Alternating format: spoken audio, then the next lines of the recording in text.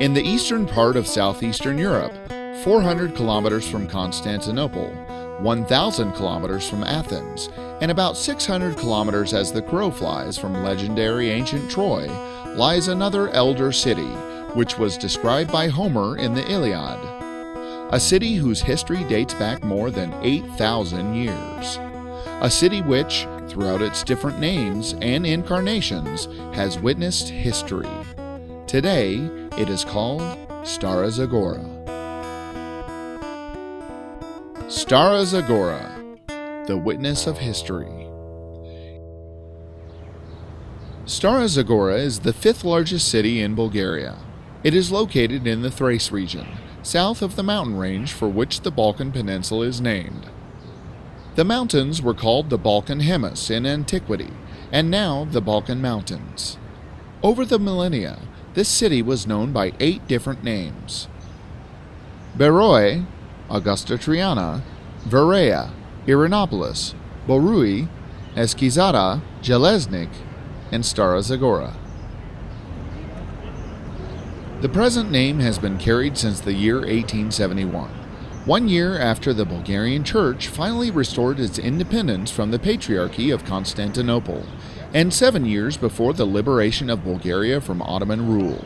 Stara Zagora is the largest city in the northern part of the northern Thracian Valley, and today is poetically called the City of the Lindens.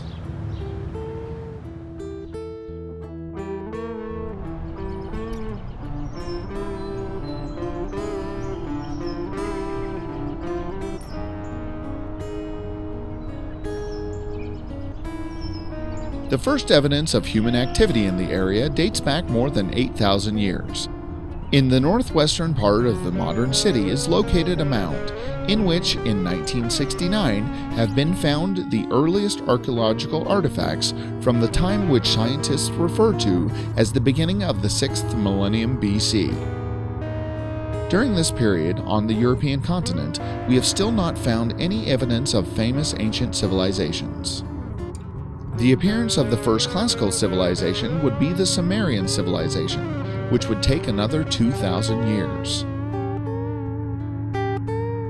The settlement could have been inhabited for thousands of years. The last historical layers show that people inhabited the area until the beginning of the early Bronze Age, the 3rd millennium BC. During the excavations in 1969, the remains of a building was found, in which probably lived 3 families. Until recently, it was thought that the people of the era were socially primitive. It turns out that this is not the case. The residences, the prehistoric mound in Stara Zagora, were not just any simple lodges. The houses were solidly built with a wood frame of massive poles with a diameter of 18 to 20 centimeters driven into the ground, woven wooden walls, plastered on both sides with clay mixed with straw. 3 authentic furnaces which were used for heating of the house and cooking were preserved. There are also hand mills that prehistoric people used for the grinding of grain. In the house were discovered more than 60 ceramic vessels that have stood on the shelves on the walls and broke due to burning. Along the western walls were found granaries, and samples of charred grain proves that the houses were burnt down in the early 6th millennium BC. Amongst the finds there are stone sharpeners, bone awls, needles, a ceramic altar, and other items. It's amazing the precision with which the ancients were able to carve images in clay. One of the figures is a masterpiece of the prehistoric collection of Stara Zagora Museum. The Neolithic dwellings in Stara Zagora are exceptional in that they are the best preserved and had the most extensive inventory in all of Europe. This shows that our predecessors were not devoid of wit and creative ingenuity. This is not suggested by only the religious figurines and other similar objects which were found.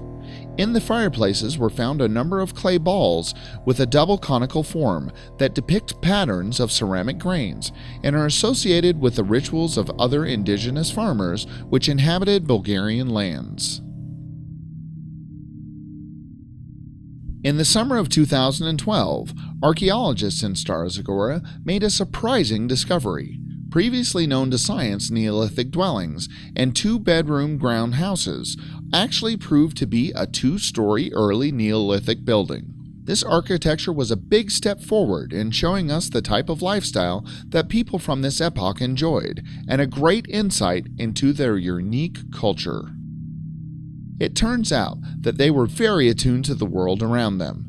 Besides being involved in it, they had analyzed it and adapted accordingly.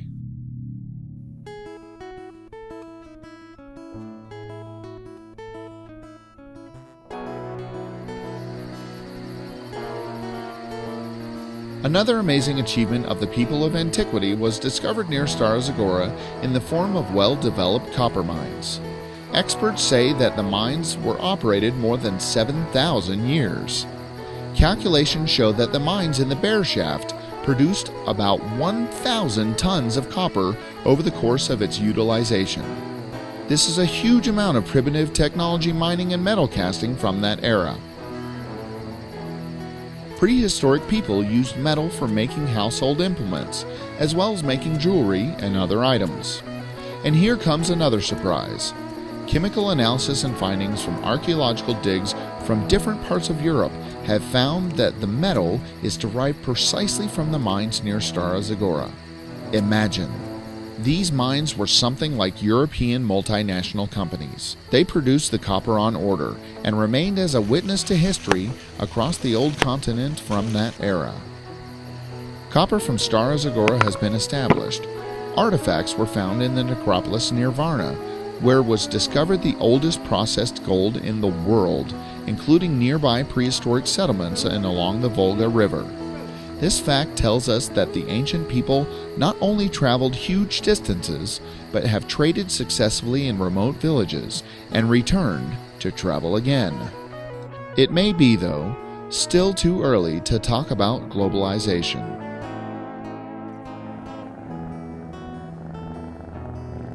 After the time of the prehistoric peoples, these places were inhabited by Thracians. If between them there is some connection, whether the prehistoric peoples helped to develop their skills and laid the foundations of the Thracian civilization, we do not know.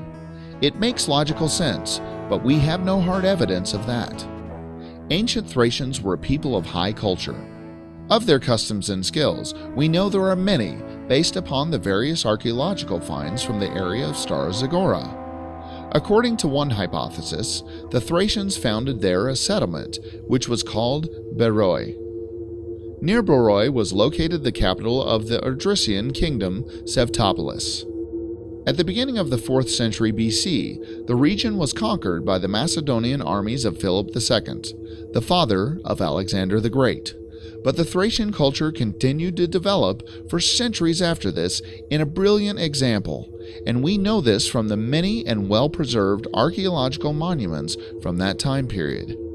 Exquisitely decorated cartwheels, weapons, gold vases, decorations, and collections of delicate and fine glassware.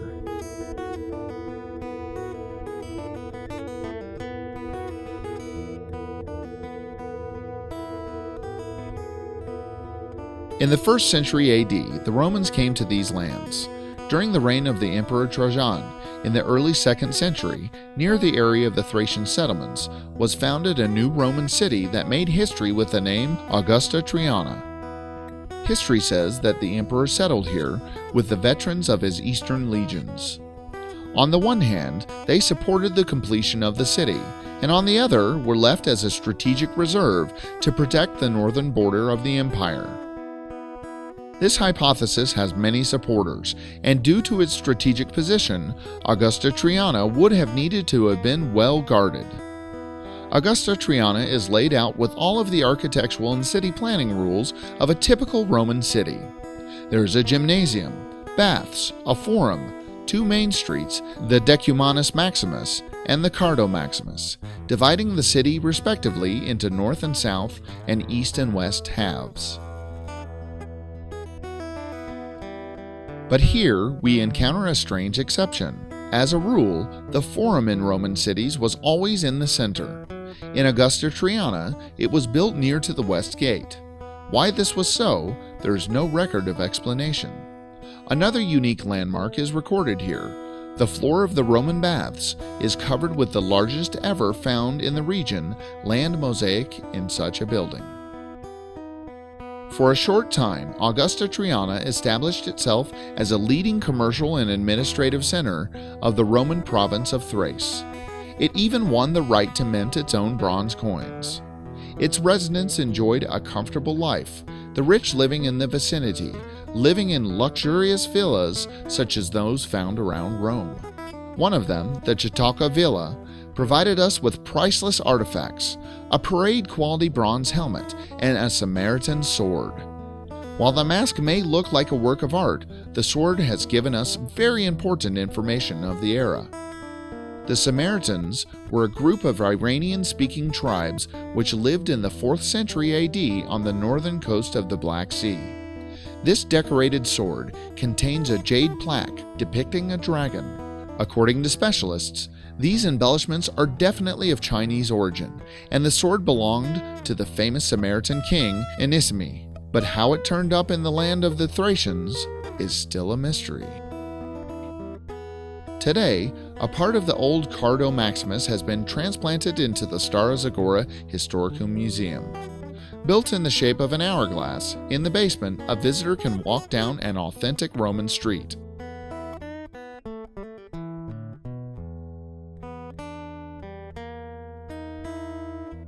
And if you want, one can even wear costumes from that era.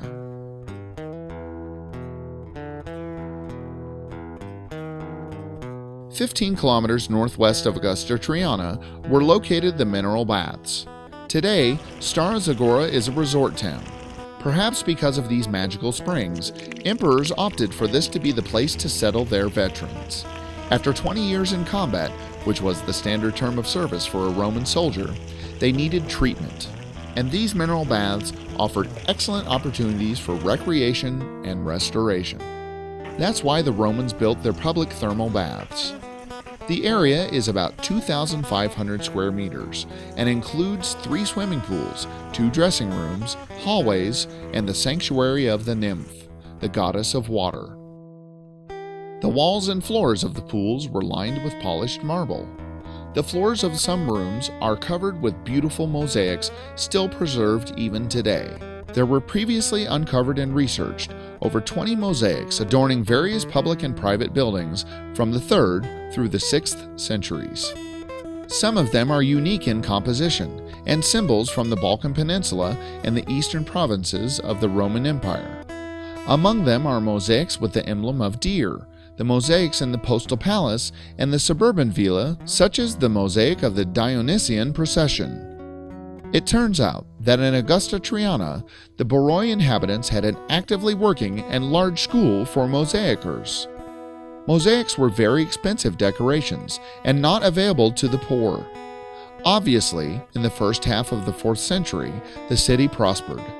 The economic opportunities available to the urban dwellers allowed luxurious and expensive mosaics and wall decorations.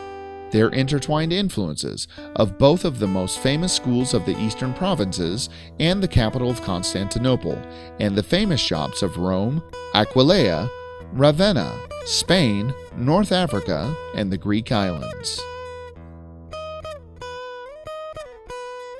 After the decline of Rome at the beginning of the 5th century, the empire was already split into 2, the Eastern and Western Roman empires.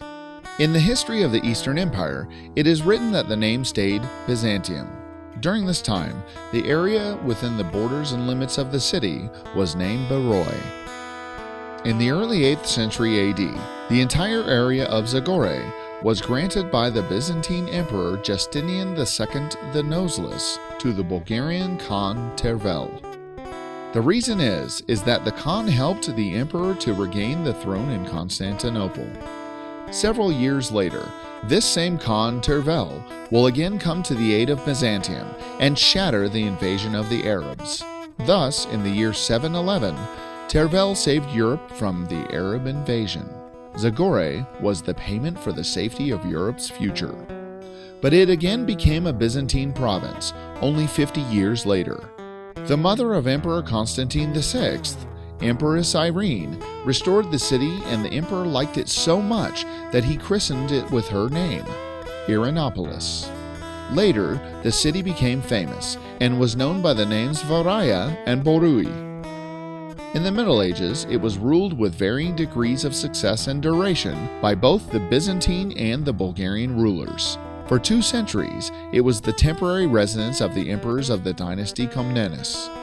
From this period are the famous stone reliefs with images of animals, including that of a lioness with her cub, which was adopted as the modern symbol of Stara Zagora. After the fall of Bulgaria under Ottoman rule, the city's importance fell. The last Russo-Turkish War of 1877-78 was called the liberation of the Bulgarian people.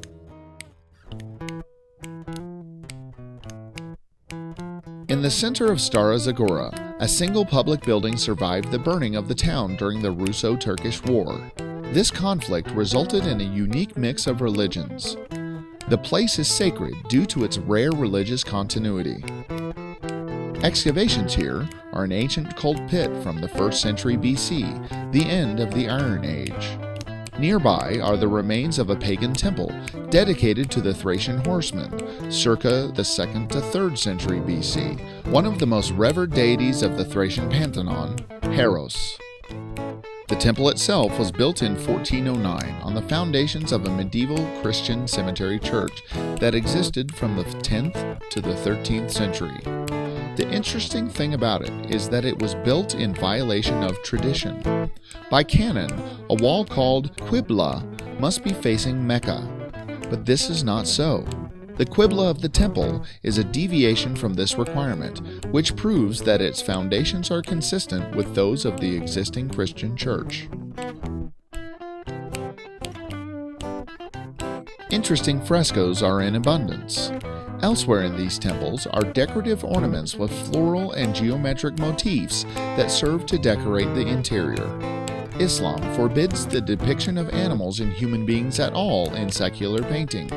It is amazing, however, that during the restoration of the frescoes of the dome ornaments, the artisans found thumbnail paintings of animals, portraits, and landscapes, but very tiny, invisible to the naked eye from the ground. Probably the artist which painted the murals in the 18th to 19th century was a free artist or Christian. The architectural complex, Museum of Religions, is a monument of national importance. During the liberation of Bulgaria, the Russo-Turkish War of 1877-78, Stara Zagora became the scene of dramatic events. Originally, the town was captured by Russian troops under the command of General Joseph Gurko. After bloody July fighting, during which Bulgarian volunteers exhibited amazing bravery, forming a corps called into being by the Tsar, the Turks failed to overcome the defenders of Stara Zagora. The volunteers fought bravely and managed to escape with the significant Samara flag, but mounted a heroic defense of the city retreat. The Turkish commander Süleyman Pasha subjected the area to relentless logging and burned Stara Zagora and thousands of innocent victims. The birth of Stara Zagora initiated the procedure for the canonization so their ancestors would become martyrs. In memory of the heroes of this dramatic epic, in 1977, the town's majestic memorial complex, the Defenders of Stara Zagora, was dedicated. Displayed in it is the Great Samara Stone Flag. There are sculptures of 6 volunteers and a Russian officer. They symbolize the 6 Volunteer Corps, which became the basis of the established army after the liberation of the Bulgarian army. At the foot of the flag is an ossuary where the remains of the victims of the defense of Stara Zagora fell.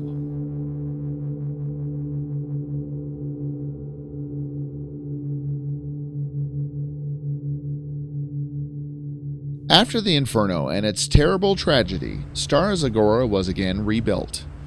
This is the first stone laid at the launching of the rebuilding of the city on October 5, 1879. At the hands of a native of Stara Zagora, the General Governor of Eastern Rumelia, Alexander Bogoridi. In just a short time, Stara Zagora was rebuilt in the late 19th century and had about 30,000 inhabitants. The strategic location of the city will play its role in the bloody events of the early 20th century, namely the two world wars and the accompanying local conflicts. For most people, the First World War began with the assassination in Sarajevo in 1914, when Gavrilo Princip killed the Austro-Hungarian Prince Franz Ferdinand. But historians know that the First World War had a dress rehearsal, the Balkan Wars of 1912 to 1913, and the subsequent Second Balkan War. The First Balkan War was declared right here in Stara Zagora on October 5, 1912. In the Church Blessed Virgin, Ferdinand read the Memorial Manifest. Bulgaria, Serbia, Greece, and Montenegro attacked the Ottoman Empire to regain historical European territories. But a while later, a new war broke out within the European countries themselves. The path to the First World War was paved. Throughout the Balkan War, in Stara Zagora was located the headquarters of the Bulgarian army, led personally by Tsar Ferdinand. The Tsar lived in the Buchjeva house, which is preserved even today. Built in 1910 by an Austrian architect, it is a secession-style building with an ornate facade, columns, frescoes, and murals. It is one of the first houses built European style within the city, and was originally a reception hall for guests of the local government. In 1920, it was bought by Stoyan Buchjev, a well-known industrialist, and became a private home. From him comes the name of the house.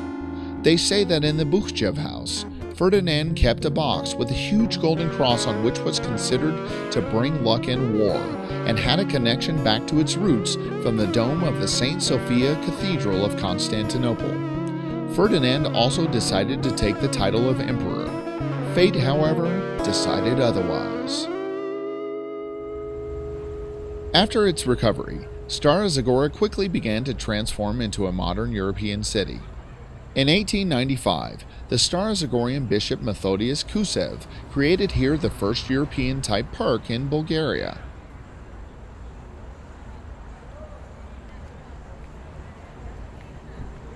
Covering an area of 3,200 acres, he planted hundreds of species of exotic trees, shaped picturesque alleys, and built pavilions and recreation spots.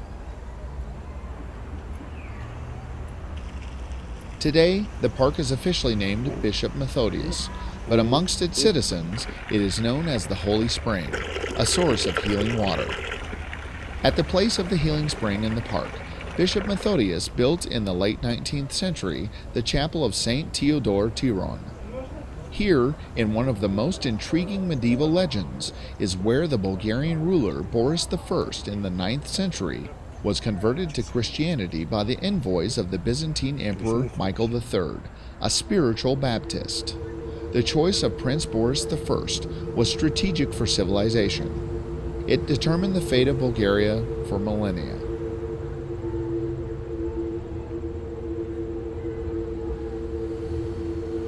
Intertwined with the history of Stara Zagora was the fate of Geo Milev, an exclusive phenomenon of Bulgarian culture of the 20th century. Geo Milev was born in 1895, close to Stara Zagora in the small town of Radnovo, where his parents were teachers. But he grew up in the city of Linden. On the eve of the First World War, Geo Milev was recording philosophy at the University of Leipzig, and in 1914 met in London the great Belgian poet Emile Verhaeren, who Geo says was his greatest teacher. In 1915, events led him to the front lines, and he returned wounded. He lost an eye, which was replaced with a porcelain ocular prosthetic. Between operations in Berlin, he became associated with creative circles and the expressionist magazines Die Aktion and Der Sturm, the center of the avant-garde. On his return to Bulgaria, Geo Milev became the brightest and most talented representative of Bulgarian expressionism. After the World War, the situation in Bulgaria and in Europe was complex. In Sofia, a bloody coup was carried out. The legitimate prime minister was brutally murdered. The country folk staged an uprising, inspired by leftist forces, and their uprising was violently quelled. Gayo Miliv wrote the poem September, one of the most important poems in Bulgarian poetry, by stating their civil and aesthetic positions. The spiritual rebellion became a sacrifice. In 1925, Gayo Miliv was sentenced and vanished without a trace, like many other Bulgarians, both before and after. In 1952, his friends, poets, became initiators to turn the house where he lived in Stara Zagora into a museum.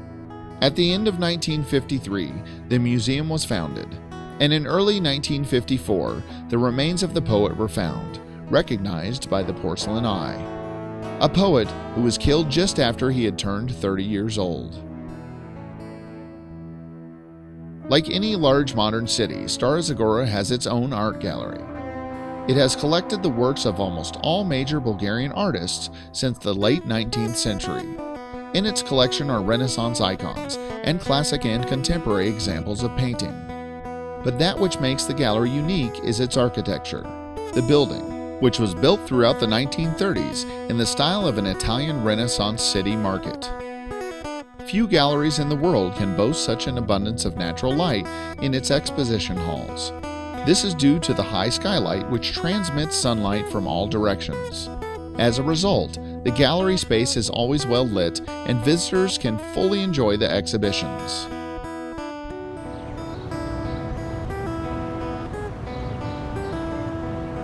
Stara Zagora has a living witness to most of its known events, the Old Sycamore.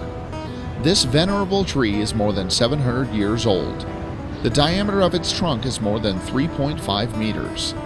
It was already 100 years old when the sedentary Bulgarian state was absorbed by the Ottoman Empire, and it survived the fall of Constantinople, and then, during the Russo-Turkish era, the liberation of Bulgaria. And it will probably survive much longer. It has witnessed a great and long history, as has its hometown. Stara Zagora, the city that has passed over 8 millennia.